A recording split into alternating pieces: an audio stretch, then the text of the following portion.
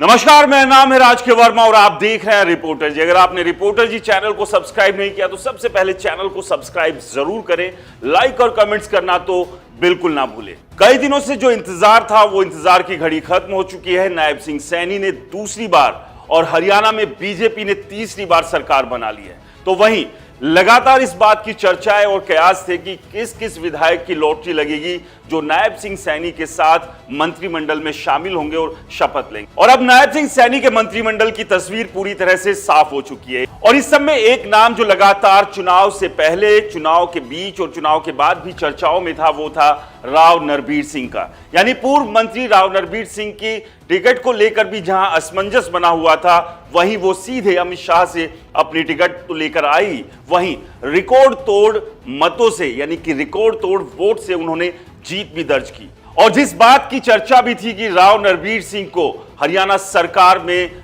बड़ा मंत्रालय मिलेगा, दमदार तरीके से वो मंत्रिमंडल में शामिल होंगे, तो आज उन्होंने भी शपथ ले ली है। राव नरबीर सिंह ने चुनाव के दौरान साफ साफ कहा था कि गुरुग्राम जिले को अधिकारियों ने लूट लिया है और यहां पर ऐसे बहुत सारे अधिकारी हैं जो अहमद शाह अब्दाली की तरह यहां पर आते हैं और गुरुग्राम को लूट कर चले जाते हैं। वो इन तमाम अधिकारियों की लिस्ट बनाएंगे और एक एक कर उनसे पूरा हिसाब लेंगे। दरअसल जिस तरह की स्थिति गुरुग्राम की बनी, अव्यवस्था हर तरफ पसरी हुई है। फिर चाहे स्वच्छता की बात कर ले, टूटी सड़कों की बात कर ले, बिजली पानी की बात कर ले, स्वास्थ्य की बात कर ले, ट्रांसपोर्टेशन की बात कर ले। जो शहर अंतर्राष्ट्रीय स्तर पर अपनी पहचान रखता है वो इन मूलभूत बहुत छोटी छोटी बेसिक सुविधाओं के लिए तरस रहा है और यहां के लोग हर रोज इस मुसीबत से दो दो हाथ करते हैं।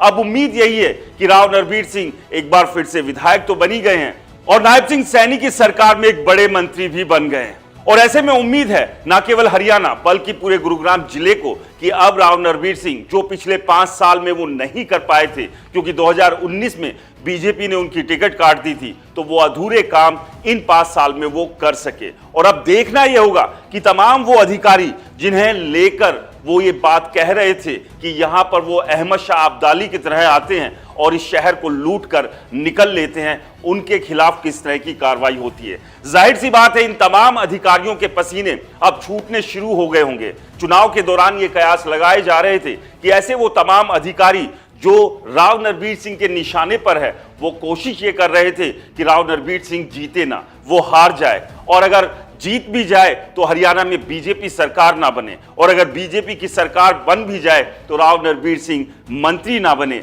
इस तरह की धूप बत्ती वो हर रोज लगा रहे थे, लेकिन उनके मंसूबों पर पूरी तरह से पानी फिर गया।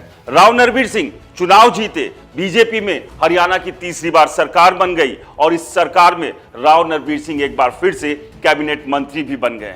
ऐसे में अब उम्मीद यही की जा रही है कि राव नरबीर सिंह इन तमाम भ्रष्ट अधिकारियों के ऊपर अपनी पहली कलम से नकेल कसने का काम करेंगे, क्योंकि अगर भ्रष्ट अधिकारियों को भ्रष्टाचार करने से रोक दिया तो आप समझिए कि तमाम तरह की जो अव्यवस्थाओं से ये शहर जूझ रहा है उससे ये बाहर निकल सकता है। क्योंकि सबसे बड़ी बात समझिए कि ये छोटी छोटी दिक्कतें, ये छोटी छोटी परेशानियां आज गांव और मोहल्लों में भी ठीक हो चुकी है, लेकिन इतने बड़े शहर में जो कि अंतर्राष्ट्रीय और राष्ट्रीय स्तर पर पहचान रखता है, जहां आईटी का हब है, जहां बड़ी बड़ी इंटरनेशनल कंपनीज हैं, जहां विदेश से आकर लोग रह रहे हैं, उसकी अगर हालत ऐसी होगी तो आप समझिए कि हरियाणा सरकार कैसे और किस तरह से बाहर या घर के अंदर भी किसी को मुंह दिखाएगी।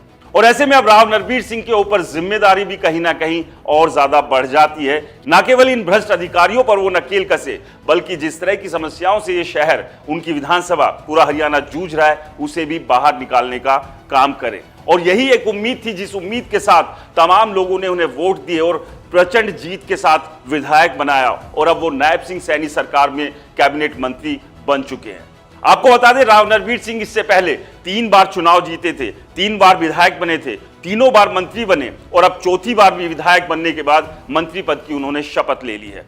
और राव नरबीर सिंह के ही नाम एक ऐसा रिकॉर्ड भी है जब 25 साल की उम्र में उन्होंने विधानसभा जीती थी और सबसे कम उम्र के गृह मंत्री भी बने थे। और जिस तरह के उनके तेवर रहे हैं उससे अंदाजा अब ये लगाया जा सकता है और एक उम्मीद भी लोगों को हुई है कि उनके जो अधूरे काम हैं वो अब पूरे हो जाएंगे। फिर चाहे अस्पताल की बात हो, स्कूलों की बात हो, बिजली पानी की बात हो, स्वच्छता की बात हो, टूटी सड़कों की बात हो और 4 बूंदों में जो शहर बाढ़ में तब्दील हो जाता है, उससे भी शायद किसी तरह से इसे बाहर निकालने का काम किया जाए। लेकिन इस सबके बीच राव नरबीर सिंह के उस बयान पर सबकी निगाह रहेगी जो उन्होंने कहा था कि जब वो मंत्री बनेंगे तमाम इन भ्रष्ट लुटेरे और अहमद शाह अब्दाली बन चुके अधिकारियों पर वो लगाम कसने का काम करेंगे।